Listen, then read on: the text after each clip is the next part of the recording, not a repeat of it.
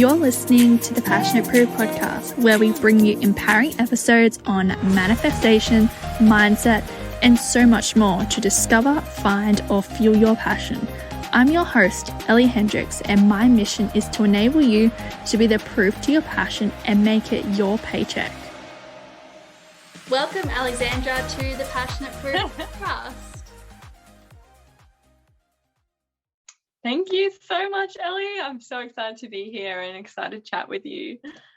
Oh, that's so awesome. And such a pleasure to have you here. A question I do start with all of my guests is, what are you passionate about in life or business? Oh, see, there is so many different intersections with this one because like deep within my heart, let's just go there straight away. Yes. I really have yes, girl. I really have a passion about balancing femininity and masculinity, and because every pain point in my life has been due to an imbalance within one of those two. And then what I'm also passionate about is I'm quite a visual person, and I've always loved clothes. So I am a holistic businesswoman stylist right now. So yeah, that's self-explanatory as well. It's one of my biggest passions ever. So yeah. So beautiful. And tell us a little bit of a backstory to Alexandra and how you got to where you are today and being a holistic stylist coach, because that is something I have never heard of before I met you. And I thought that was such a beautiful niche. Oh, beautiful. Yes, I'd love to tell you, Ellie. So I was really lucky. My parents were always like, as long as you work hard, you can do whatever you want. And I think that is a blessing that not all of us get to receive today, to have really supportive parents. So I went to study fashion design straight out of uni, and I did that. And the fashion design world is very, very interesting, and I'm sure anyone could relate if they're into art, or it probably is transferable among different fields. But it's the culture is you're never going to get a job, and you have to work, and you're still never going to get a job that you want. And it's just a very, you're like preparing for the worst and lowering your standards constantly, that atmosphere. And although I was doing what I loved, in quotation marks, I began to discover that there's this whole other side of what I actually needed and wanted that this atmosphere couldn't support. And for me as well, I love making change in women's lives, or anyone's lives really. If like all of my friends, I'll like, if we're in a car trip together, I'll be doing like an exercise to find their values, etc. So I love to help people in that way. And the two kind of merge, because styling is quite a personal experience, and the way that I do it, the way I do that I call what I do holistic styling, is because we also go into body image and confidence, and looking at all the different parts, especially talking to your ideal clients, looking at all the different parts that actually makes good style, because there's a lot of background work there which really can emphasize what is actually style.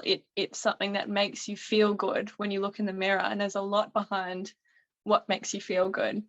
And it's very tricky to navigate these very unrealistic beauty standards that we have at the moment today. And we're very, the world's very in this fast fashion space and following trends, etc. But we really lose sight of who we are and who we want to present to the world. And I just love that piece. I love the psychology behind that as well. So yeah, I became a holistic businesswoman stylist basically at the start of this year, when I had my first business coach. Actually, it might have been in December. Yeah, but I am fresh. I'm hot off the press, baby. So yeah, it's been great. Oh, amazing. And how, talk us through how you would sort of, a client would join you in your journey as their coach in like styling them. What would be the process, and how would you sort of like, would this be ideal for someone in the business world, or is this transparent to every woman in any career? I love that. What a great question. I primarily focus on business women because those are the women who are really stepping out of their comfort zone and who I can really, really make the biggest difference for, I feel. Because when you come out as a businesswoman, sounds like coming out of the closet or something, but in a way it kind of is, because you always know that it's in there within you. But when you really step out of your shell and become this businesswoman, it is massively important to display an image that is aspirational, and speaks, really communicates the expert gap between you and your clients. And it's really different for every single woman in business, because you can, so many different occupations. So I would say I primarily focus on women who are running their own small business, but my course definitely applies, my one-on-one coaching definitely applies for anyone who is wanting to understand their body, wanting to have the impact that they may not feel like they're getting at the moment. So having a higher impact and really calling in their future self, and calling in, what is it that they actually want in their life, and how to project that outwards, and how to really, because you really speak energetically with style. How you show up, it's an energy that you bring, and therefore you also receive that same energy. So it's kind of transferable to anyone, but I do love specifically working with businesswomen because there's a beautiful mission and passion in their hearts, and that's where I can really dig in and find out what is the visual communication that is going to really speak to their clients. Yeah, wow, that is so powerful, so powerful. And just like having that passion and that mission behind what you do, it really shows in the way that you show up, and then also your clients and that journey that they go through of where they were before they worked with you to where they were after, and how that confidence in themselves is just ignited. And yeah, I just really love hearing about sort of more the like actual visual side of it. So say for example, like me, I'm like blonde hair and blue eyes. What would you like sort of say for me? Like, is there a certain color that you would do to match, like even coming down to makeup, to shoes, all of that sort of stuff? Like, is that how you would sort of run all those, like, I guess the start of the sessions, and how you would go through the rest of the package with them all through the sessions? Yes, amazing question. I love that. And so fun that you've asked me a question about yourself, because I get to do it right here. So basically I do one-on-one coaching with women, and it generally takes around about 8 sessions. And what I get them to do is I get them to do this wheel of style, which you're probably quite familiar with, the wheel of life. This one's all about style.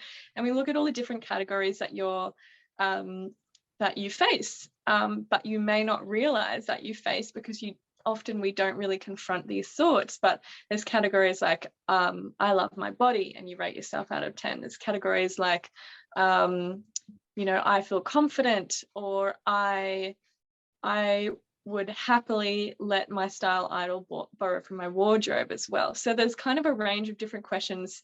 Oh, and I never feel jealous is a huge one as well, because then I can tell if you're really in a comparative headspace.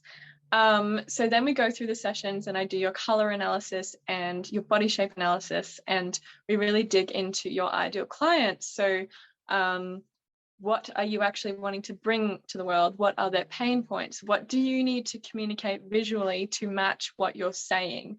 Because there's a massive element of trust, which a lot of business women don't take advantage of, which is purely in the image sense. For example, if I was to show up and tell you that I'm a holistic stylist businesswoman, and I was just wearing like, I don't know, like a gray hoodie, and like, I don't know, had shit in my teeth, I don't know, like looking like I walked off the street, you'd be like, You know what I mean? Like, that makes no sense. I don't trust what you're saying. I don't feel a connection or want to work with you. And that, not to say that I don't rock like grey hoodies, but and we're all human, etc. But it is important to show up with an image to match your message if you're really serious about your growth and you're really committed to giving your clients the best that you can, because then they do have this wholesome trust in you that you can lead them there. So yeah. So passionate about this area, and I just love hearing it from you. And tell the audience, I guess, how they could work with you if you have anything coming up in the near future, if there's like any group programs that you would run for this, or is it sort of more you just do one-to-one spaces at the moment? Yeah. Okay. Awesome. Awesome. At the moment, I have a free Zoom for people who are interested to know about debunking why they may not love the way they look in the mirror and how to actually become this ultimate businesswoman that can really speak to their ideal clients through their image without even opening up their mouth. They already paint this image of what they want. And let me stress, you do not have to be of a certain shape or a certain size. That is not what style is about at all. It is all about encompassing the beautiful diversity of our bodies and really reframing what unrealistic beauty standards have potentially made us feel about our bodies, because there is a lot of shit that women are holding on to about their bodies, when if they let that go and wrap themselves almost in this beautiful power of understanding the tools to dress their body and the tools to look good and feel amazing when they look in the mirror, then it's very, very empowering. And that is so connected to my mission and what I want to do. I offer one-on-one coaching. There are group programs to come. So if anyone wants to reach out to me, they can message me as Alexandra Bell on Facebook or Alexandra Bell _stylist on Instagram. Those are the platforms that I'm on. Yeah, thanks so much for asking that question. That was great. Yeah, awesome. You're welcome. And I suppose, what would be your piece of advice for someone who is maybe new to the business world or a corporate environment, or is like a businesswoman wanting to attract clients? What would be your advice for them in showing up and being confident on social media, in like networking and stuff like, and other groups where you would be around a lot of people? What would be, yeah, your one piece or two pieces of advice for that sort of area? Yeah. That's a beautiful question, Ellie. I think I've said that about all of your questions so far, but it's true. So this really depends at what level of the game that you're at, because if you are just starting, it's really important to develop those skills in just showing up and acting before you actually form a belief about your capabilities, because you haven't even done it yet, and it can be very scary to get over the judgment of posting on social media, and you need to prove yourself wrong. And often an amazing way to do this is with working with a coach and having them really coach you through that, basically. But overall, for anyone, my piece of advice would be always speak from your heart. Always speak from your heart, because no matter what stage of the game you're at, this is where people connect to you, and you don't have to have all of the answers at all. If you're speaking from your heart and someone can relate, they already have that connection to you. They already feel that trust for you. So that's kind of what I like to do, is I like to speak from the heart, and I also dress from the heart in that same way, because that's all I want to, basically all the things of, like, you know, your mission and your passion and your love, and that's where your business mission comes from. And I want to bring that on into the outside, or on the outside, I guess you would say, with image to match your message. So that's my piece of advice: speak from the heart.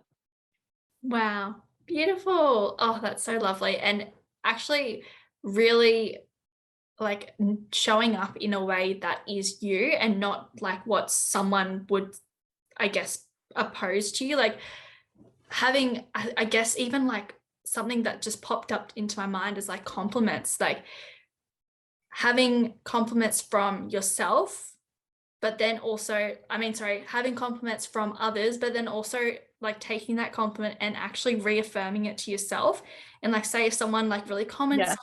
on your dress or on maybe the jewelry that you're wearing, and actually like taking that in and saying like thank you, but then also like reaffirming it too. Like would that be something that you would, I guess, advise for people to do? Oh, 150%. And honestly, like complimenting yourself in general as well, and believing that you're worth that compliment. And, as in Australian culture, we have this huge thing about tall poppy syndrome, and we can't grow too big. We can't do all of this because then we're not good, we're not humble. But the thing is when you're a tall poppy, you give permission for everyone else around you to be a tall poppy. The only complication there is the mindset of comparison. And when you switch comparison to inspiration, there's so much beautiful permission to grow and see these other women around us being these tall, beautiful flowers instead of people who want to, chop themselves off and keep them small. So yes, definitely compliment yourself. Definitely reaffirm other people's compliments. Yeah, great point. Yes, absolutely. And I really loved the point that you touched on compliment over, I think it was inspiration.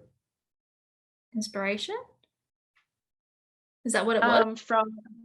From what did I say? From comparison to inspiration. Yeah. From comparison to inspiration. Yeah. Could you touch on that a little bit more in terms of like how would someone who's really in a comparison mindset to switch to a more inspiring mindset, and like the invitation and permission for others to do the same?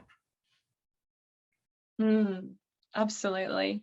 It's something that's such a beautiful transition and so necessary, because in reality, all comparison is you not letting yourself be that either. For example, if you're like, oh, her shoes are nicer than mine, then you're kind of bringing both of you down at the same time, rather than just being like, oh, maybe I should get a pair of shoes like hers, because that was probably a lame example, but you can kind of understand where I'm going with it. Yes, absolutely. That was perfect. That was so perfect. And so my final question would be, you touched on a little bit before about body confidence and like body image. What was your, I suppose, piece of advice or a tip for someone who's going through a point in their life where they are lacking in a little bit of body confidence or their body image, and feels like they need something to help them become more confident in their bodies? So beautiful, Ellie, so beautiful. So we walk this earth carrying a lot of body stories with us, and this could be anything from, like a comment that was made as a child, or the fact that maybe growing up your sister was praised for certain things that you weren't. And it's really important to go back into these situations and look for other evidence that isn't real, because all in all, any intangible aspect that you want from another body, you don't really, not intangible, any tangible aspect that you want from another body, say you wanted a bigger butt, but the only thing that you actually want is the confidence or the sexiness that goes with that body item. You don't actually care if your butt is bigger. You want the emotions behind that. You want you want to feel great and sexy and like you own it. And that's all your mentality. So it's really important to go back into your body stories and reframe them, and definitely do this with someone else, so that they can lead you, and you don't feel trapped and overwhelmed in your own stories, because it can be very overwhelming and easy to get stuck if you are very very affected by your body stories, basically. So it's important to reframe. It's important to do this with someone else who can guide you through this. And if you want a little bit of body confidence right now, I would delete all the shit from your social media that is causing you to be really self-conscious about yourself. And I would actually turn towards something that makes you feel different about your body. Like if it's dancing or exercise, or obviously I'm going to recommend style, because this is another way to navigate how your body can look so great in different things that wouldn't suit another person. It's very individualistic and it's very celebratory of different body types. So yeah, that would be my tip for you. Delete that social media shit and try to invest in activities that help you think about your body in other ways. Like, what else are you grateful for? Yes. Yes, absolutely. And that is such a beautiful ending to this podcast. And I'm so grateful for you, Alexandra, and the wisdom and the style and everything you bring to this. So thank you so much. Again, I really appreciate it. And I hope the listeners love it and they can find you on Instagram. You did plug it before, but plug it again so that they can follow you for more tips and tricks. Sounds lovely. So it's Alexandra Bell _stylist on Instagram, and then Alexandra Bell on Facebook. And that's where you can find me for hot tips, like Ellie said.